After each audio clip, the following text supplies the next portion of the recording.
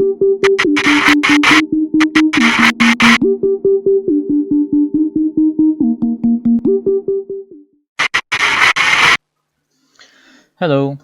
Today I would like to present our work understanding the origins of ancient Ashkenaz and the Yiddish language.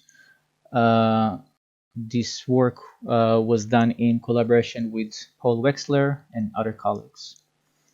The purpose of this work was to understand the geographical origins of the Yiddish language. It's one of the last European languages whose linguistic and geographical classification remain unclear even after 300 years of research. Yiddish is the native language of Ashkenazic Jews, whose own origin remain debatable, which gave us hope that if we can localize that language, we can also localize the origin of Ashkenazic Jews. Assuming that the history of these two is parallel, as Weinrich noted, at least in part, that would be able to, this would work. Another question we were hoping to answer is, where is Ashkenaz? Ashkenaz, as you know, is one of the most disputed biblical place names.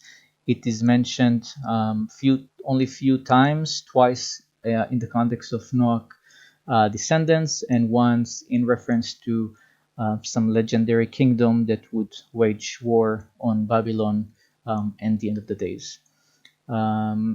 This is the first study that analyzed the genetic data of Yiddish speakers, so of course Ashkenazic Jews, but specifically Yiddish speakers, and it is carried out at a time where there are fewer and fewer people who speak solely Yiddish willing to participate in such study. Our rationale was that there is a very well-established relationships between genetics, geography, and language.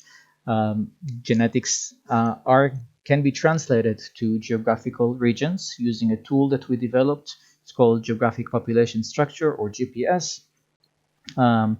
And again, the relationships between language and geography have been studied very, very well. Altogether, if we considered all these three, we should be able to answer the question, who are Ashkenazic Jews, where they're from, and where Yiddish has originated. Of course, there is a lot of interest in answering those questions, and as you can see in this figure that I grabbed from the internet, I don't know how reliable it is. It simply shows there is a lot of interest in mapping place names from the Bible to an actual locations, and if you look close enough, you can see that only Ashkenaz is mentioned twice, because there's never been any certainty as to where it is. Okay, this is based on the names mentioned in Genesis 10. We followed two hypotheses in this work, comparing two possible scenarios. The left one in the blue, is called the Rhineland hypothesis. This hypothesis presumes that at some point the Judeans were exiled to Rome in the year of 70. This, of course, event that has never happened. Shlomo Sand discussed that at length in his book, The Invention of the Jewish People. Let's moving on from this. After their arrival in Rome, at some point, they presumably were released from captivity, migrated into Franconia, and then to the Rhineland, where they adopted some German dialect, and it turned out into Yiddish.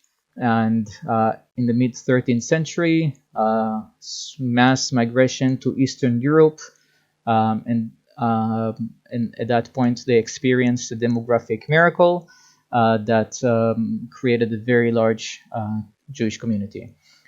Needless to say, this miracle event, I don't need to mention that it is disputed. It is sufficient to say that it should not be considered science. However, you'd be surprised how many people write that in their papers as if this is a reasonable and viable explanation. The reason it is called demographic miracle is because it requires us to assume that Ashkenazic Jews reproduced experienced a baby boom expansion rate for 500 years at a time where some of European nations have been contracted because of the Black Death and so forth. That growth rate is unimaginable, and it cannot be generated through normal reproduction rate. Hence, the demographic miracle. The alternative hypothesis, it's called the Slavo Irano-Turkish hypothesis, suggests that at some point Iranian Jewry became very well developed, initially founded by travelers, supplemented by exiles from Israel and Judea, and of course, by that time there was not much of Israel left, but the Judeans took the name Israel. At some point, those Jewish traders arrived to the Black Sea, Slavic lands, and crossed the Caucasus Mountains. They influenced religion reform in the Khazarian Empire, where the Khazar elites converted to Judaism. Many other people converted at the same time, including Slavs and other people who wanted to take part of this Jewish trade. At that time, they began using Yiddish, the Slavic version of Yiddish. After Khazaria collapsed, those Jews penetrated Europe from the east. They moved west from the Khazarian Empire to Europe. After they arrived in Germany, they began adopting Germanic words into their pre-Yiddish language that they had that had a Slavic base, Slavic grammar, and this is how Yiddish began to sound like German. And eventually they reached Western Europe and the remaining parts of Europe. Okay. Now, the two hypotheses count and classify the number of words in Yiddish and trace them back to their supposedly parental language in two different ways. The Rhineland hypothesis suggests that most of the words in Yiddish have Germanic bases with a little bit of Slavic and a tiny bit of Hebrew. The Slavo-Irano-Turkic hypothesis suggests that actually most of the words are from Slavic origin. The remaining are German or Germanoid. That means sounds like German, but not really. And I can give you a contemporary word. The word Ashkenazim, which is very commonly used, it sounds like English, but it is not. There is no I am to mention plural in English. This is a Hebrew word that is written in an English way, and people use it as such. But this is very poor English. If you want to say Ashkenaz in plural, you need to say Ashkenazic or Ashkenazics. It kind of hurts, but that's the way it should be. So that's what it means. The id addition.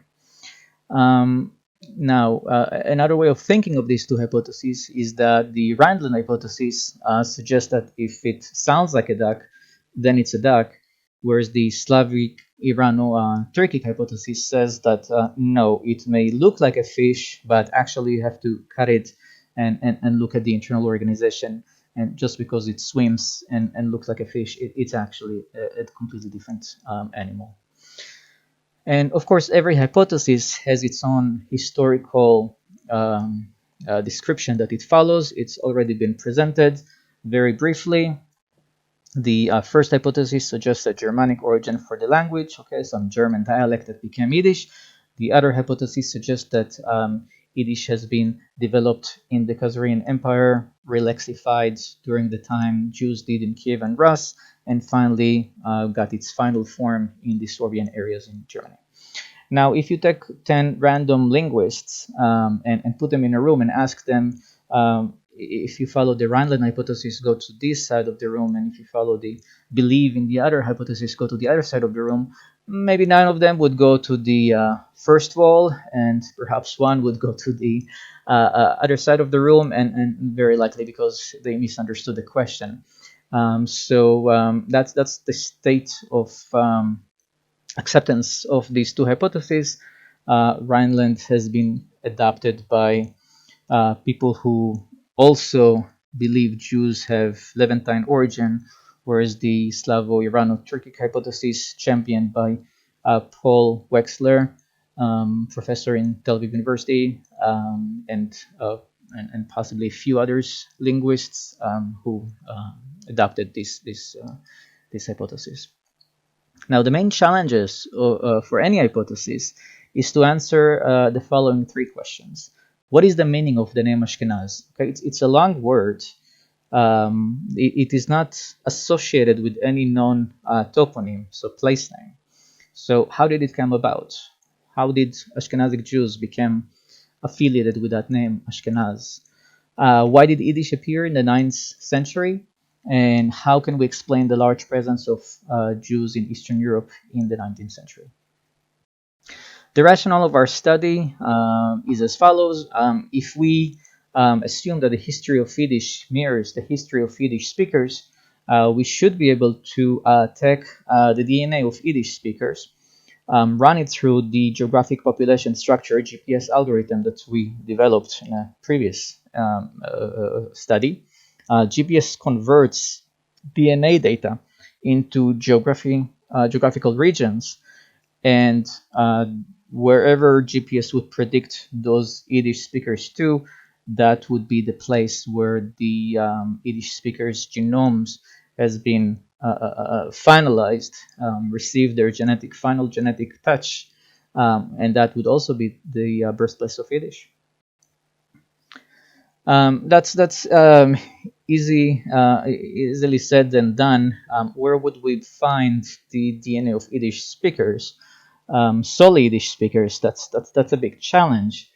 Or so I thought until I remembered that I designed the database of the genographic project of the National Geographic.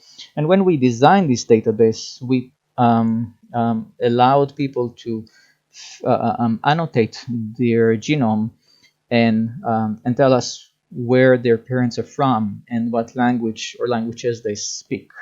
Fortunately, by the time the Yiddish study took place, already over 250,000 public participants agreed to participated in the genographic project. They already submitted their DNA data. They filled the annotation, so we had a very large database at our disposal. And remarkably, 4% of public participants were Jews. Most of them were Ashkenazic Jews. That was it's twice their population size, but based on the number of inquiries I'm getting, I would guess they're like 60% of the participants are Jews, but 4% were good enough for us. We had 367 Ashkenazic Jews who reported that both their parents were Ashkenazic Jews, and we were able to split them into two almost even groups. The first one, we call them solely Yiddish speakers. These are people who told us that both their parents speaks only Yiddish. This was really great for us because that would suggest that if those parents speak only Yiddish, that's because their parents, so the grandparents of the users, would only speak Yiddish, right?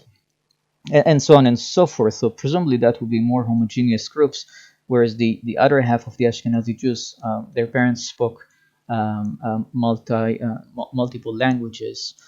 So we expected this group to be more heterogeneous. So how does GPS work? Well, it starts with selecting ancestry informative markers. So these are a special group of genetic mutation in the genome that have a very strong geographical affinity. So the mutation that you see on the screen right now, as you can see, the A allele only exists in Southeast Asia. So this is pretty good, because if you come to us and you're saying, hey, I have this allele in that particular marker, we can predict that you're from Southeast Asia, and we'll never be wrong. Presumably these populations shown here represent the remaining populations. So this is a very powerful mutation. And if you have a lot of those, such as 100,000 or so, then you can make very accurate biogeographical predictions with any population that you have. Having this group of SNPs, and we published this in the GenoChip. It's the name of the chip I designed for the Genographic project. This is when those markers were first identified and recorded. The next step. In the next step, we genotyped on the GenoChips 645 individuals from all over the world, and we ran admixture analysis on them with various number of splits. So in this analysis, we're telling the tool, assume that once, long time ago, there existed 9, 10, 11, 12 populations that were unmixed, and assume that they came about, and we want you to split the ancestry of modern day populations according to these hypothetical ancestors. So this is just a model. We don't think this story is true. We don't think such event happened. We just think it's a very useful model to capture the biodiversity of human populations. And as you can see, this tool made all those splits, and of those we selected 9 splits because they corresponded with what we know of history of these studied populations. And we took those putative ancestral populations that admixture created for us, and we simulated putative individuals. So now we have individuals that would be the ancestors, hypothetical ancestors of modern humans from 9 geographical regions.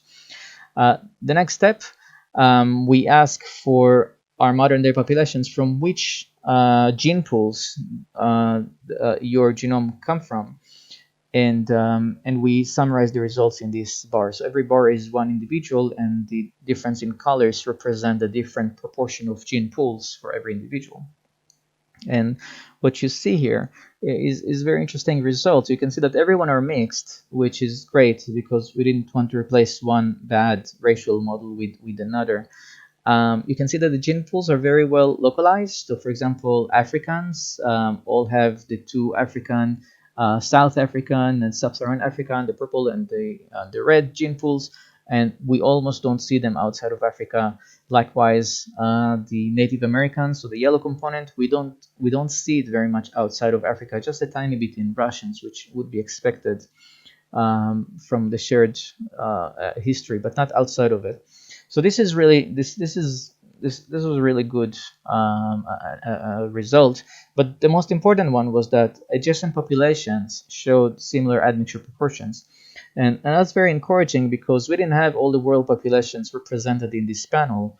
However, having neighboring populations showing similar trends suggests that we can potentially make predictions for populations that we do not have, as long as we have their surrounding populations.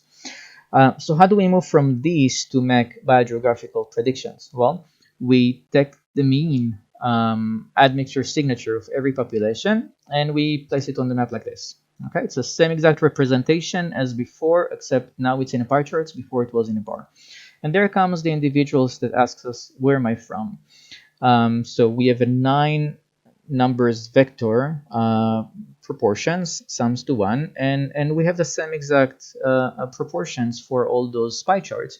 And the next thing we're going to do, we're going to calculate the Euclidean distance between these individuals and the remaining reference populations, and we can rank these by genetic similarities. So if you're more similar, you will be in red, and if you're less similar, you're going to be in blue. And next thing, the GPS algorithm will kick in. And what GPS algorithm will do is that the reference populations will start pulling this individual in their direction in a strength proportional to the genetic distances until a consensus is reached, which is when this sample will stop moving, and this would be the place where this sample is from. Okay? So this is why we call it geographic population structure. It was kind of reminding us the satellite navigation system that we need to maneuver our car, and there's satellites that talk to each other and get an idea of where the car is, and so forth. So how accurate is GPS? Well, it's very accurate. It's the most accurate biogeographical tool that has been published. Continental accuracy 100%, country accuracy 83%, regional accuracy 66%, and then of course we show we can map people to their correct villages with very high accuracy. Quarter of them to the right, to the to the village front porch, and half of them 15 kilometers, and then most of them 100 kilometers. Compared to alternative tools, those were very high performances. So GPS was the tool we chose to map, to convert the DNA of Ashkenazic Jews into geographical coordinates. So that was part of a paper that was published in 2014 in Nature Communications, with a highlight in science, and it was very well received. So back to our work about Ashkenazic Jews. So this is what the admixture plot looks like. So you already know what it means. Every bar is individuals. You can see the Yiddish speakers in the middle, and around them are all the populations that we could master from the relevant regions. Before we will apply GPS to Ashkenazic Jews, we just wanted to test the accuracy for Eurasians. There were more populations here than in the previous paper, and it was a good practice to see just again how accurate GPS is. So what we have here are Eurasians, non-Jews, and we apply GPS to these populations, of course, without them being present in the reference panel. And we ask how accurate the predictions are in relation to the political boundaries of their modern day countries. Of course, I was not happy with that estimation of accuracy. Political boundaries are results of war and political processes that have nothing to do with genetics, but we have to make some decisions about that, and there won't be any good decision. But it's just worth to remember that when we miss a little bit about the borders, there may be a genetic reasons for that. It's not because the algorithm is inaccurate. So 95% of the people were localized 500 kilometers from their borders of their modern day countries, 82% within 200 kilometers. So that was the average of all these Eurasian populations. The good news was that the results were much better for populations who spoke languages that were very well localized.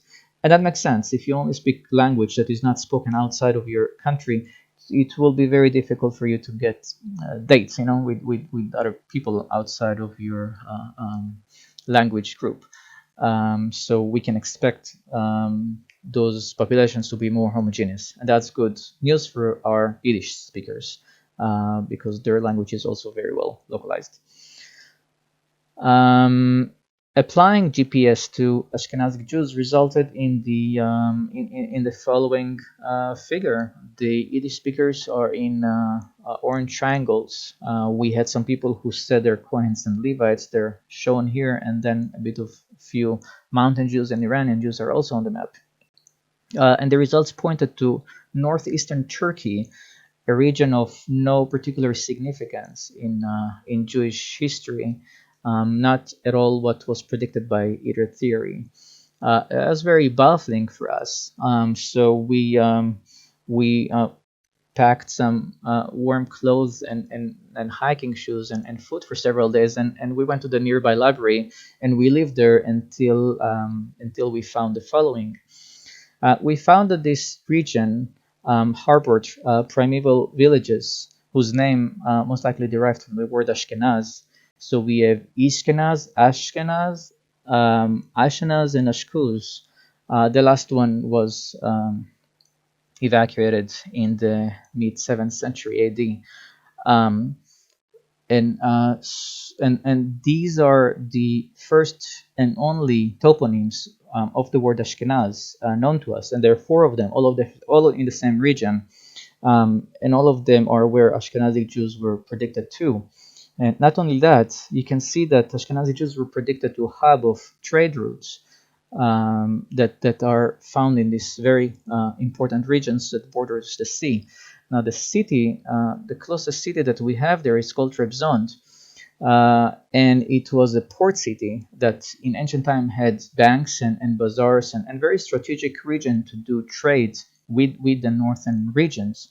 So whoever controlled the trade in this area would be not only portable because they had both access to sea and the land, but also very successful merchant, which made sense to us because Ashkenazi Jews were merchants. And from ancient time, in the 8th century, the word Jewish and merchants were synonymous. And traveling along the Silk routes or other trade routes, moving between East and West, was something that has been, Rabinovich already reported that it's been known for a while. Now, this is the same figure, except I added here the circles that represents where the parents of the people who participated in the study were born. Circles are proportional to the number of people.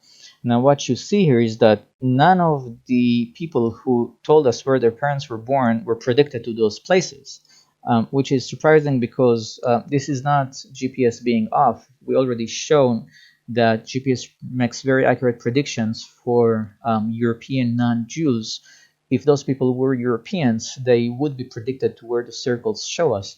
What these results tell us is that this particular cohort of Ashkenazi Jews never mixed with the European people in the places where they arrived to. They always married other Ashkenazi Jews or other migrants from the same region, and they preserved their Turkish-like genetic signature.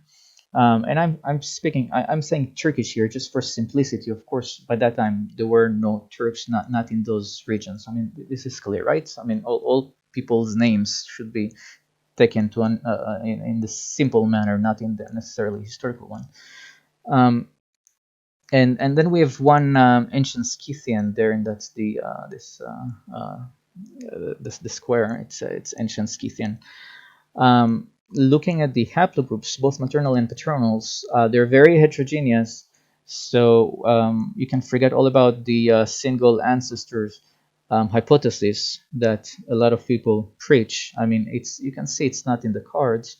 What is more interesting than this hypothesis is that the solely Yiddish speakers show slightly different trends from the multilingual Ashkenazi Jews, as in they retained haplogroups of East Asian origins. So in the Y group, that would be the Q1b. In the mitochondria, that would be such haplogroups such as T2. So these are East Asian origins, and they were lost in the multilingual Ashkenazic Jews, presumably because just drift over time made them disappear. Okay, so as we suspected, the solely Yiddish speakers were more homogeneous groups and were able to preserve more ancient signatures. But how do we know that GPS did not place Ashkenazic Jews in Turkey because they're half Levantines and half Russians, for example? So to answer this question, we did some simulation. So we used the model that you see on the left top part. That's the model. That's a distribution of the gene pools in Eurasia. From this model, we can generate individuals that would be native to every region according to the model. Okay, so we generated some, we call them Khazarian, Caucasian. We generate some Ashkenazic Turks. So from the model, we generate people that would be native to those regions. And you can see in C the places that we selected to generate those archaic individuals. In D, you can see where GPS predicted them too. If you're from the simulated Levantines were all predicted to the Levant, but the simulated Iranians, only half of them less than half were predicted to Iran, and some were predicted to Turkey, and some were predicted elsewhere. Why? Because the Iranians were very, very heterogeneous, and this entire region does not have very good, strong geographic signature related to genetics. So Iranians are a bit all over the place. Why is that important? Because that would tell us just how reliable those findings are. In pink, in D, you can see that the Ashkenazic Jews were all predicted to Turkey. Okay. Now in E, what you see is the genetic similarity between Ashkenazic Jews and everyone else. So Ashkenazic Jews are quite homogeneous. You see the genetic distance within the group is close to 0, but the next population they're closest to are the Khazarian Caucasians, which is not surprising because if you look at C, there is a bit of overlap. Some of those Khazars were sampled from Turkey. These are the boundaries used to be the boundaries of the empire. And followed by high genetic similarity to the Ashkenazi Turks, which are predicted very well to Turkey from the model. In other words, if Ashkenazi Jews were half Levantines and half Russians, they would not show high similarity to these populations. Okay, so from those results, we know that the Ashkenazi Jews were predicted to Turkey because they look very much like model native, ancient Turks. Rather than a mixture of two or more different populations. In F, you can see the proportion of different clusters within our database and their similarity to all these simulated individuals. So most of the Ashkenazi Jews show high similarity to the Khazarian Caucasians, and the priests look like looks like the Turkish northeastern Turkish ones. What does it all tell us?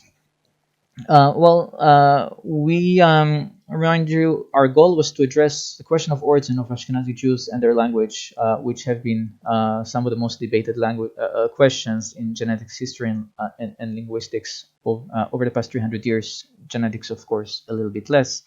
And just a reminder, the main challenges for any hypothesis are to explain the meaning of the word Ashkenaz, the appearance of Yiddish in the 9th century, and the large presence of Jews in Eastern Europe in the 19th century. Ashkenaz is mentioned in the Bible in three contexts, twice in the context of Noah's grandson, and the third one as the prophecy that Jeremiah provides, whereas one day the three kingdoms, Ashkenaz, Minai, and Aratru, Uratru, would wage war on Babylon. They didn't really like the Babylonians for obvious reasons, but that kind of gives us a sense of where Ashkenaz can be, and it's not in Germany because it would not make any sense. It should be somewhere in this region. Ashkenaz is the in Akkadian is Ashkuz or Ishkuza, and it refers to the people who the Greek called the Scythians, and this is their location. In the orange part, Babylon resided in Parthia and south. So you can see why this prophecy makes sense geographically.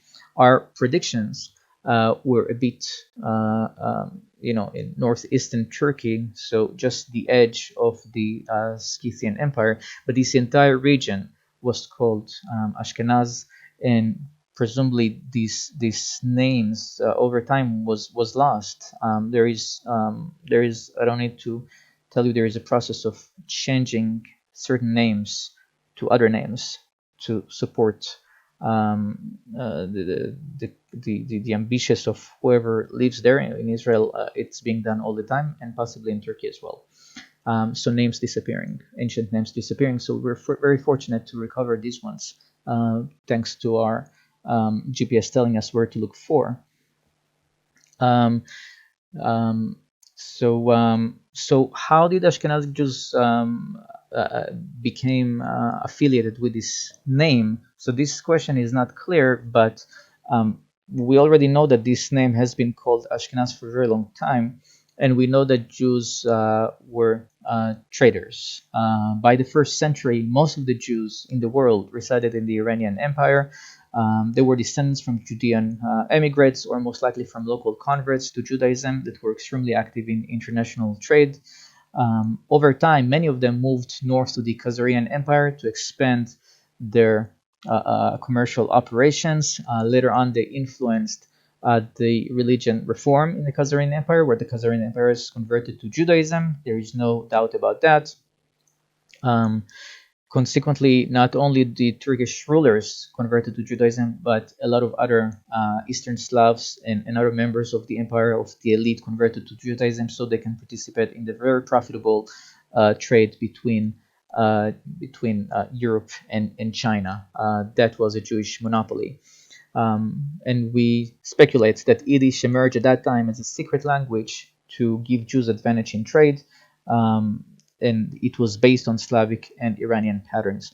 Now, anyone who speaks foreign language and shops in stores that where there is another prevalent language spoken can understand the advantages we're talking about. I mean, um, you can manipulate prices. You can ask the guy, you're a worker, how much does this cost, and then set to the person twice that price. And you either suffered or benefited from this phenomenon, but hopefully you know what I mean. Um, but this raises the questions. Provided Ashkenazi Jews are named after Scythians, the question is, are they Scythians? We believe that the answer is no. Although in this study we did not use ancient DNA from Scythian, it is available now, so that question will need to be revisited. But for the time being, we believe that the answer is no, for several reasons. First of all, we are not certain about the exact ancestry of the ancestors of Ashkenazic Jews. As said before, it's a bit difficult without ancient DNA, and it's only just now being published. Um, Nonetheless, the term Ashkenazi is already a very large clue as to the Iranian origin of the group that inhabited the Central Eurasian steppes. At that time, there were also Greeks there and Slavs, so it's quite a hub of people of Irano-Greco-Roman Slavic origin. So why did they call themselves Scythians? Well, at that time, Scythians were not there anymore, but their memories remained. Their language was not spoken at that time; it disappeared, but the name remained, and the annotation of the Bible gave it a very a certain glory. Not to mention the Scythians were very fearsome warriors. The Greeks were absolutely fascinated with them in the story of the Amazon and so forth. And you always call yourselves after a higher and stronger culture. That's why the Judeans call themselves Israelites. That this was a two different kingdom, right? And Israel was gone. They were exiles. The 10 tribes were exiled, and the remaining sort of lost their identity. The Judeans adopted those people who remained and their Israelite identity, and we called ourselves Israelites, even though we're not really consider ourselves related to large that large collective, but rather to the Judean tribes. Likewise, these people in ancient Ashkenaz lands, they lived in a region that was called Ashkenaz. They had the villages whose name derived from Ashkenaz, and there were those very cool people who were called also Ashkuza. So they adopted the name at least for a while. And potentially they also saw themselves sharing ancestry with those people. Now, what happened to that name, to this identity, Ashkenaz identity, after they left? That's a very fascinating question. So when and why was Yiddish invented? So again, because there were so many Jewish communities along major trade routes who share religion, common culture, and history, they developed Yiddish as a secret language so they can maintain their political and spiritual unity, and gain advantage in trade. This conclusion is supported by a form of evidence. The first one is linguistic. There are 250 words of buying and selling in Yiddish. So this is a language of traders, and you can see just how many there is in English.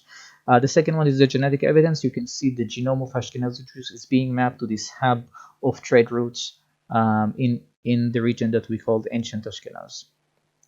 Okay. Now the reason they needed Yiddish and could not use Hebrew is because nobody could speak Hebrew at that time. They could pray, but it was not a spoken language, so it wasn't good. So how do we explain the large presence of Jews in Eastern Europe in the 19th century? Well, at some point, 11 to century to the 13th century, Khazariya lost its prominence, and the Jewish monopoly on the Silk Roads ended. This process was stimulated by several factors: invasion of the Rus, the Black Death brought by rats from Asia to Europe, and the Mongolian invasion. Just it was a little bit too much to ask the Khazars to maintain themselves throughout all those disasters, and the empire fell apart. Jews moved west to Ukrainian lands, and from there they moved to Germany, where the Jewish traders already established some kind of towns. The lexification process of the language was abandoned. Yiddish, Slavic Yiddish.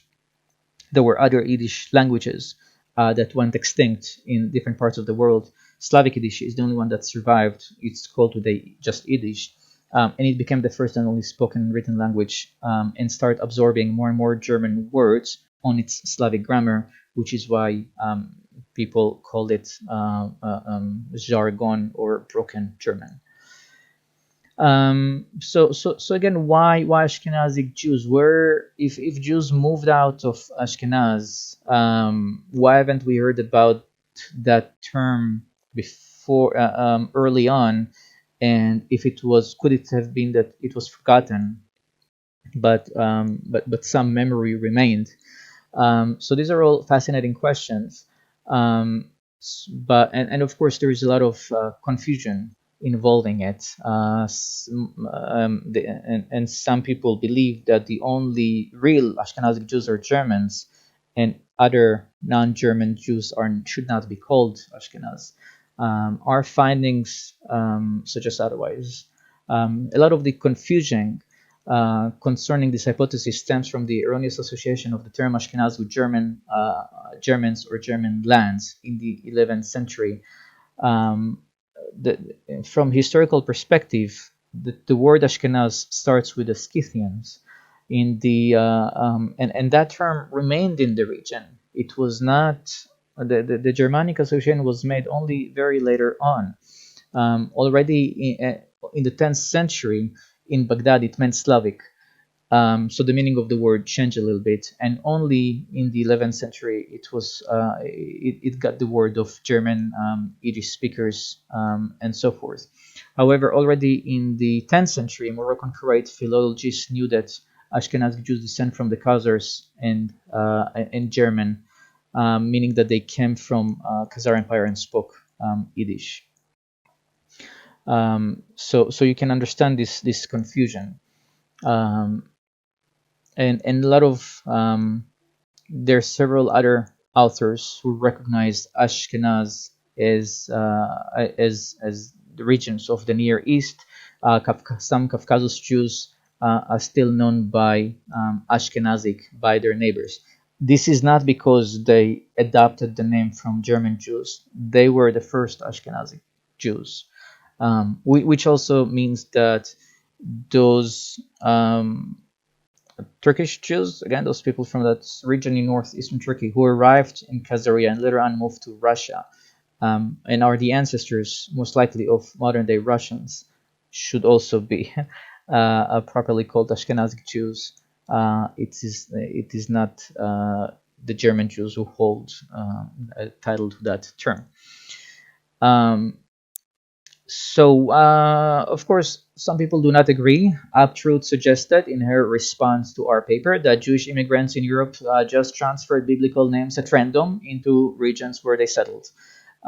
This is a ridiculous proposal for several reasons. First of all, biblical names, there was not randomness involved in the process of transferring biblical names into certain regions. It would only make sense if the two names have similar sounds. Germany and Ashkenaz do not sound the same, and Germany was already known as Germana or Germania in the Iranian Talmud. It was associated with Noach's other grandson, Gomer. Uh, uh, so um, so name adoption for name adoption to occur, the two names needs to have kind of a similar sounds like Sfarad and Spain. This is not the case here. Ashkenaz has very clear geographical affinity that no one doubts that it's in the Near East, and that explanation that Uptruth proposed is simply not necessary. Germany was also known by French scholars, Jewish French scholars like the Radak as Almania, okay, after the Almani tribes. And that name was also adopted by Arab scholars. So the questionable interpretation of Rashi as Ashkenaz that is often being made here to sustain the association of Ashkenaz with Germany is simply incorrect.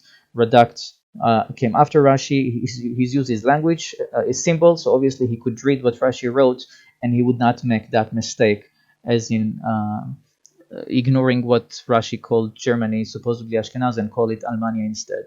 So these associations associated with Rashi is simply incorrect. Rashi did not mean Germany when he used the word Ashkenaz. Yiddish is a Slavic language. Paul Wexler's excellent book in our study brings several cultural evidence to support this. Two of them, known ones, are breaking glass in a wedding ceremony and placing stones on graves. Surely you've seen it if you're Jews, or if you haven't Jews, you didn't understand why there are rocks on graves, but that's a Slavic Jewish practice. Breaking a stone, of course, is very well known today as Jewish practice, but it's Slavic origin. Now, I don't know how it is done in Slavic lands, but in Israel, they're not using glass. They're using some very, very thin form of glass, and you can see it should be wrapped in some kind of napkin, because and every year there is this guy who buy those cheap shoes and ends up in the hospital because or use real glass because they forgot that special glass. uh, so it's kind of risky practice. Don't try it. Don't try it at home. Yeah, these are Yiddish practices. So how do those results in respect to the remaining literature? Well, oddly enough, they're in general agreement with the findings of other studies. Of course, not necessarily their conclusions. There is a very well-known bias in the field where people feel that it is necessary to show that Ashkenazic Jews are from the Levant for obvious reasons that have nothing to do with science. But they were never able to show that convincingly, or else there wouldn't be so many studies trying to do so. The vast majority of genetic studies found that Ashkenazi Jews are very similar to either Near Eastern populations or South European populations, Greeks, Italians, but never to Bedouins and Palestinians. If you take in account other populations, of course, if you only test Bedouins and Palestinian and English, you would find that Jews are closer to the Levantines one than to the English ones. And that's one way to bias these kind of studies. But if you use a wide array of populations, the first ones will come up more similar than the Levantine ones. Um, of course, with very few exceptions, such findings of Near Eastern and South Europeans are being interpreted, or should I say misinterpreted, in favor of Middle Eastern Judean ancestry, although the results do not support that. Then there's several ways of conjuring Middle Eastern origin, despite of the findings, and our papers discuss them at length here, just very briefly. whatever one way is that whatever you find, let's say you find Southern Europe, such as Selden and colleagues found, so that would be the Europeans one, right? Then you'd say, oh yes, it's consistent with the Mediterranean origin because South Europe borders the Mediterranean, hence the connection to the Middle East. Hence, Jews are from the Middle East, which is anyone who would read the study understands as the Levant. The Middle East is a very large region, harbors the Levant. The Levant would just be Israel, maybe bits of Lebanon and Turkey. That would be the Levant. But when somebody study says we found Jews to the Middle East, the connection they want you to make in your head is that they map it to Israel, which is not the case.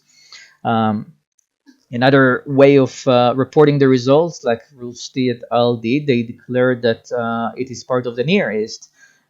So they map Jews to the Caucasus region, which they call the Near East, and instead of calling it Middle East, now it's the Near East, and apparently the Levant is part of the Middle East now, of the Near East, and also the Ashkenazic Levite that they tested. Very common fallacy that is made is saying that Ashkenazic Jews are very, very similar to one another, hence they have a Middle Eastern origin. So Koppelman and colleagues did that, for example, and hopefully you understand that one does not entail the other. Genetic similarity within a cohort is not automatically linked to the Levant. I mean, Chinese are more similar to each other than other populations, but they're not from the Levant. So one does not allow you to deduce the other one. But you can see how they're saying it. They're saying that because they share genetic similarity, it means that they also share a common Middle Eastern ancestry, although this has never been shown in their study. Tian and colleagues dismissed very similar findings. Again, the Ashkenazic Jews are similar to one another and similar to a Caucasus population. So it should have been, the conclusion should have been that they share common ancestry with the Caucasus. But Tian et al. Decided that Jews are aliens, and that in their case, the results do not mean that they have a non-Levantine geographical origins.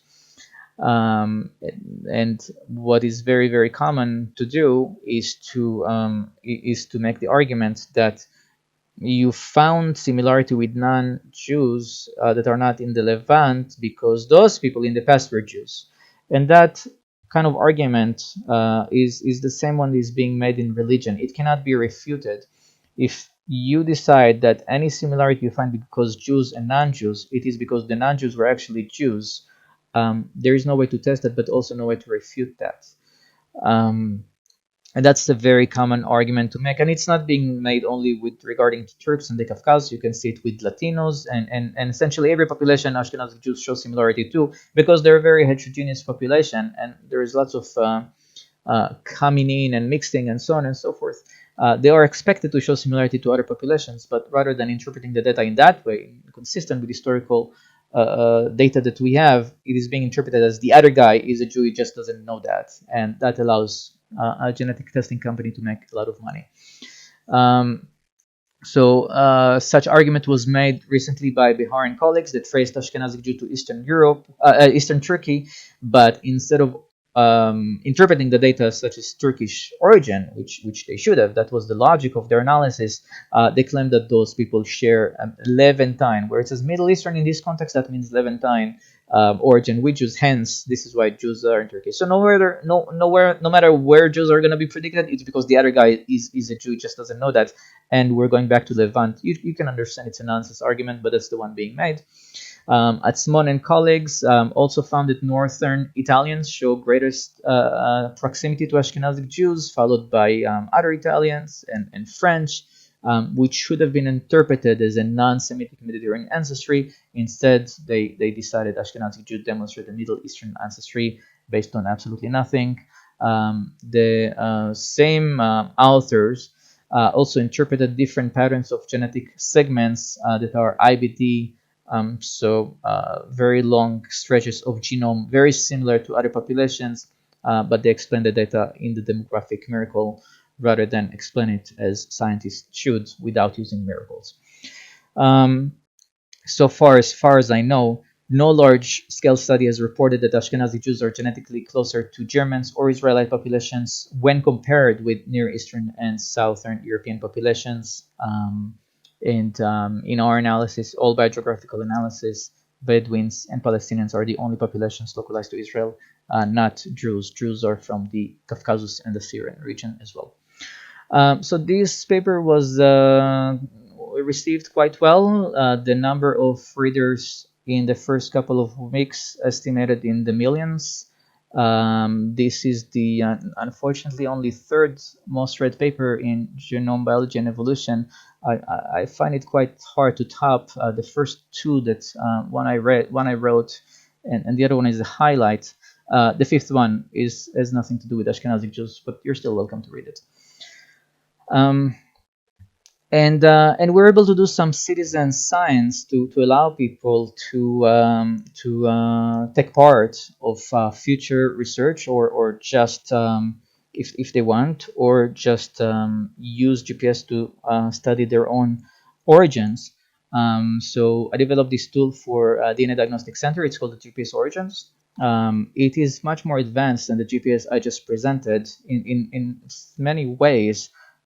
For once, it uses much larger number of gene pools, so it allows to hone the signal, the ancestry signal, much better.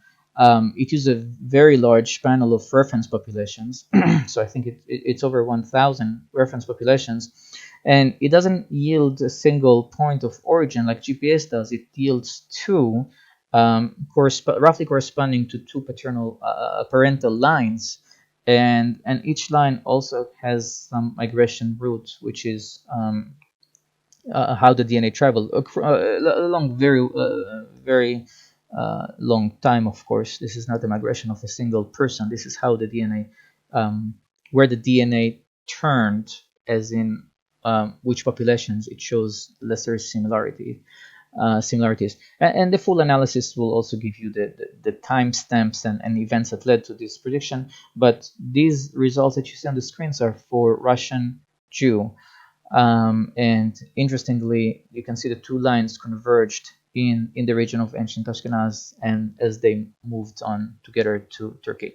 I felt it was quite a romanticized result that this person got. And of course, when you have such wide reception of a paper, it is unavoidable to have some criticism. Two critical opinion papers were published. We responded to the first one in very details, and again, the first and the second one, our response is summarized here.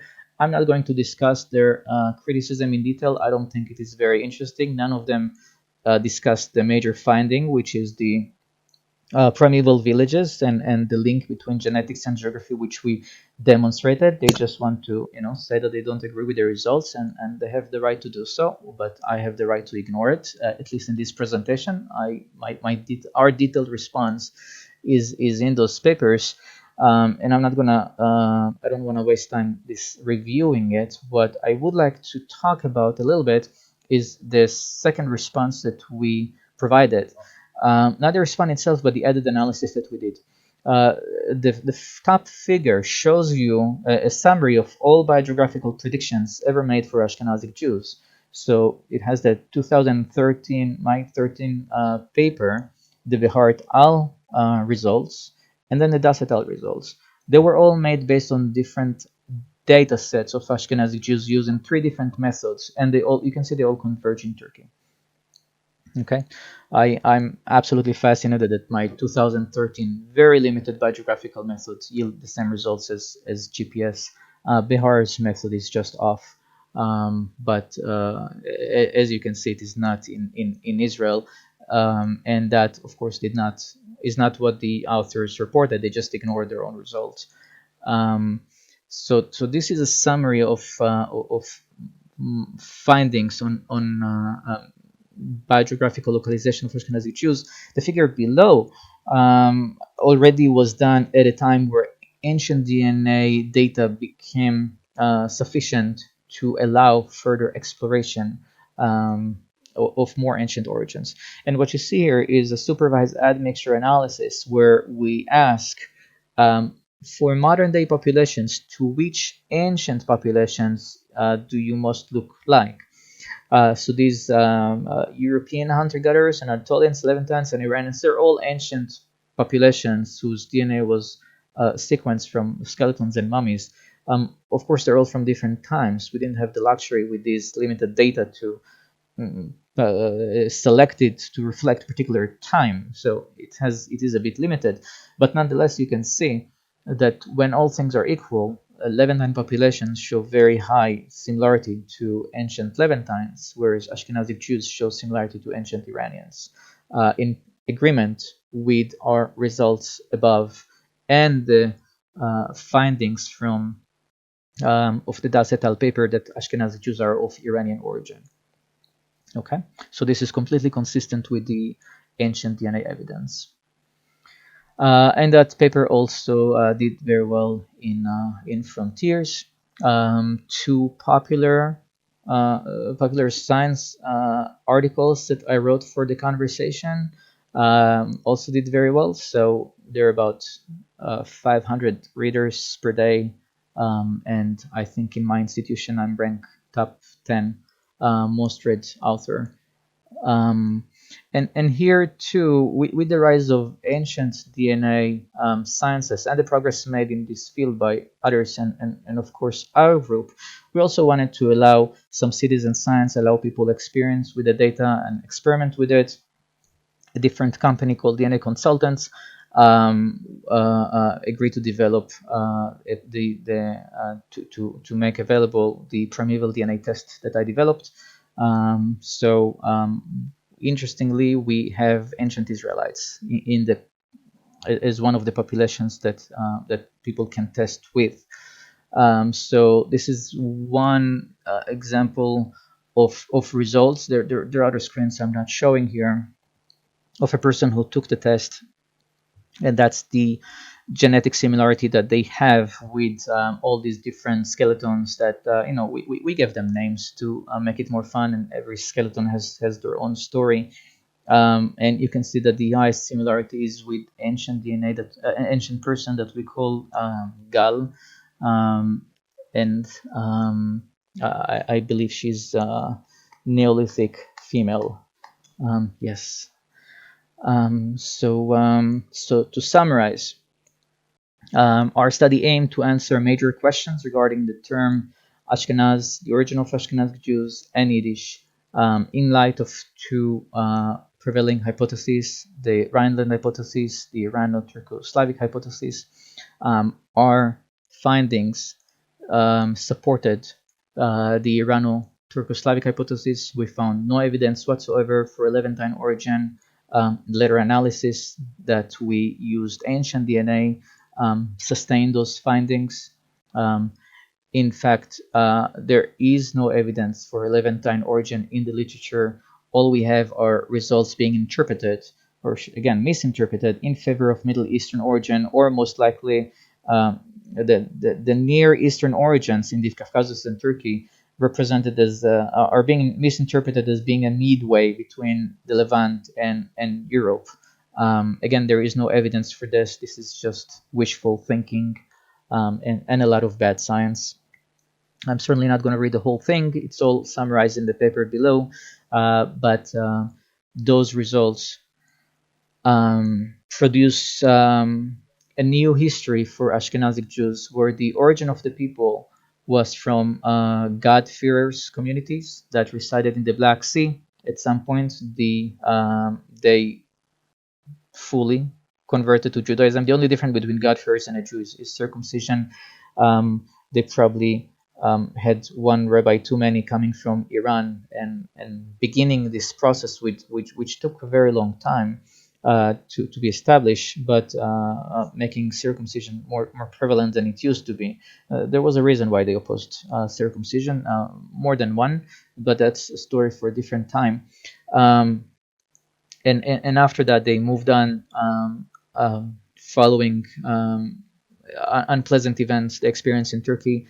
So there was, of course, the Muslim invasion, and there was some climate change and other geopolitical changes that made Turkey not desirable anymore, and they moved into possible directions. One, the northern direction to the Khazarian Empire, and the westward direction toward Italy. 。 . 。 。 . 。 . 。 . 。 . 。 . 。 . 。 . 。 . 。 。 . 。 . 。 . 。 . 。 . 。 . 。 。 . 。 。 . 。 。 . 。 。 . 。 . 。 。 . 。 。 . 。 . 。 . 。